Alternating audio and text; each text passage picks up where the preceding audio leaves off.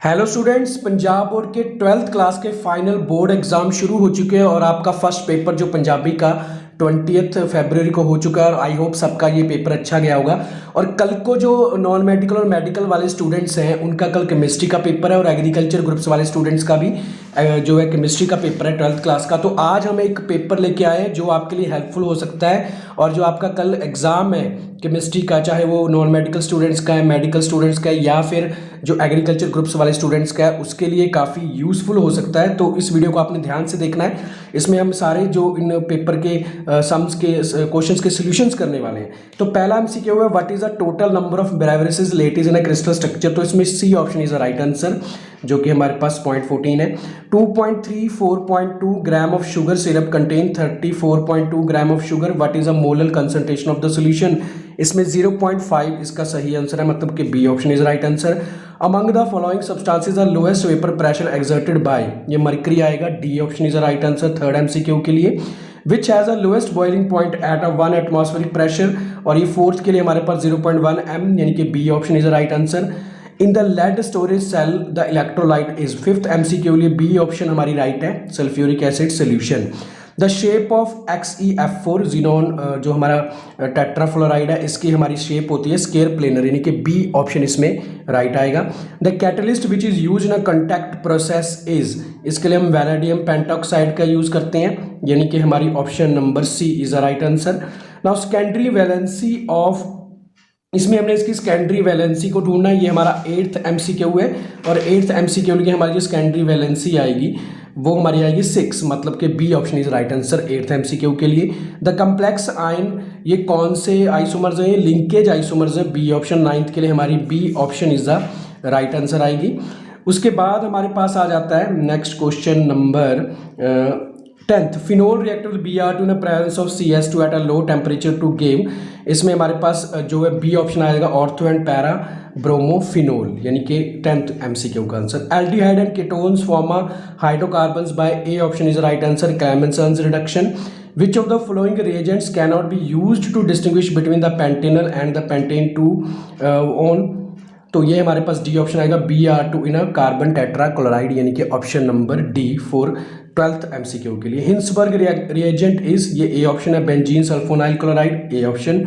14th के लिए most basic compound among the, इसमें कौन सा मोस्ट बेसिक है, ये हमारे बेंजालामाइन है, मतलब कि C option is right answer. 15th के लिए the invert sugar is a mixture of glucose and fructose, ये हमारे 15th एमसीक्यू का आंसर है। नाउ इसके बाद हम देख लेते हैं हमारा जो 17th है उसका क्या आंसर है। The only vitamin with metal atom in it, ये हमारे पास D option is right answer है, विटामिन। विटामिन B12 इसका आंसर है, vitamin B12, D option. Terylene is a polymer of ethylene glycol and, इसमें आएगा बी ऑप्शन टेराथैलिक एसिड, यानी कि हमारे 17th एमसीक्यू के लिए। The compound ibuprofen is used as, C option analgesic के लिए यूज होता है, ये हमारा ऑप्शन नंबर सी है। Aldehyde and ketones react with the electrophile but not with nucleophile, ये हमारा जो है फॉल्स है, फॉल्स है, ये हमारा 19th जो है true false. Para bromo aniline is formed when aniline is treated with the bromine water, ये भी हमारा फॉल्स है, यानी कि जो 20th ट्रू फॉल्स फॉल्स है। Starch has the component amylose and the amylopectin, ये हमने बताना है, तो ये भी हमारा, ये हमारा ट्रू है, यहाँ पे फॉल्स हमने गलती से लिख दिया, ये ट्रू है हमारा। नाउ नेक्स्ट है Buena S is the example of elastomer, ये भी ट्रू है हमारा, इलास्टोमर की एग्जाम्पल ये Buena S. And 1% solution of a phenol use in antiseptic, ये हमारा फॉल्स है, ये गलती से लिख दिया, यहाँ पे फॉल्स है, मतलब यहाँ पे हमारा फर्स्ट एम जो ट्रू फॉल्स है false, then 20th false, then 21st true, and जो 22 है वो ट्रू है, एंड जो 23rd है वो फॉल्स है। नाउ इसके बाद कंप्रीहेंशन पैराग्राफ है, उसी में से हमने जो है क्वेश्चंस के आंसर बताने हैं। तो colloidal solution is heterogeneous mixture है, it consist of 2 phases, dispersion phase जिसको हम सॉल्यूट बोल देते हैं, एंड द डिस्पर्शन मीडियम जो कि सॉल्वेंट होता है। The particles of disperse phase are distributed in the dispersion medium. Colloidal can be classified in the basis of following criteria, physical and the dispersion medium and dispersion phase. Physical state पे depend करता है। Depending upon physical state of dispersion phase and dispersion medium इनके solute and solvent there are 8 types of colloids on the basis of nature of interaction between dispersion phase and dispersion medium colloidal system of 2 types lyophilic and the lyophobic. Third type of classification on the basis of a particle of dispersion phase and dispersion medium, that is a multimolecular colloids, macromolecular colloids and associated colloids. अब question हमारे पास what is the nature of colloidal solution, तो ये हमारी पहली line ही इसमें answer आ जाएगी। Heterogeneous होता है नेचर कोलाइडल का, इसी पैराग्राफ से हमको देखने से पता लग रहा है हिट्रोजेनियस जो है इसका नेचर है। Name the 2 faces of colloidal solution. Colloidal solution के जो फेसेस कौन से होते हैं, एक होता है dispersion phases of colloidal solution, यहाँ पे on the basis of nature interaction dispersion phase and dispersion medium colloidal system of 2 types lyophilic colloids and lyophobic colloids.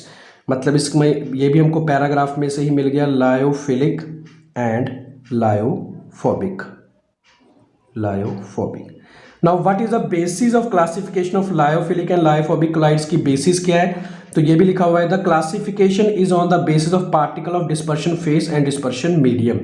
मतलब ये बेसिस पे डिपेंड करता है कि उनके पार्टिकल्स और कितने हैं, मतलब कि dispersion phase and dispersion medium के। डिस्पर्शन फेस जो होता है वो सोल्यूट है, उसके पार्टिकल्स कम होंगे, डिस्पर्शन मीडियम के ज़्यादा होंगे क्योंकि वो सॉल्वेंट होता है। तो इसका आंसर ये आएगा। मतलब हमारे ये 3 क्वेश्चन हो चुके हैं फ्रॉम पैराग्राफ कॉम्प्रीहेंशन से। Name the solute and the solvent part of the colloidal solution. जो सोल्यूट होता है वो हमारा होता है डिस्पर्शन फेस, ये भी हमको यहीं से देखने से पता चला है। और जो सॉल्वेंट होता है हमारा वो होता है डिस्पर्शन मीडियम। तो ये भी हमको पैराग्राफ से ही पता चल रहा है, ये भी हो गया। Right the dispersion medium of aerosol. Aerosol में होते हैं सॉलिड ना गैस, तो इसमें डिस्पर्शन मीडियम क्या होती है, गैस होती है। तो ये देख लीजिए स्टूडेंट्स, यहाँ पे हमने जो 1 मार्क के क्वेश्चन थे वो कंप्लीट कर दिए हैं इसमें। तो अभी जो इस वीडियो में हम अभी 1 मार्क्स के क्वेश्चन ही कर रहे हैं फिलहाल।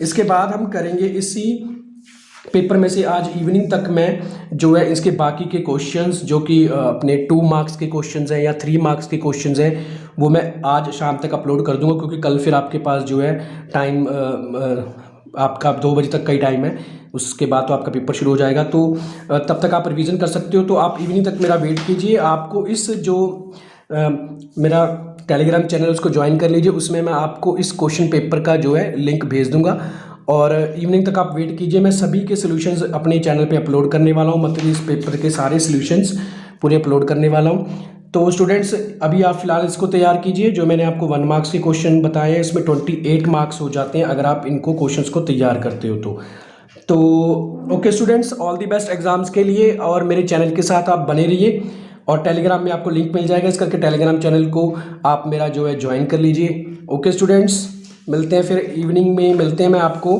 इस पेपर के सॉल्यूशंस कंप्लीट सॉल्यूशन लेके आऊँगा। Okay, take care and bye.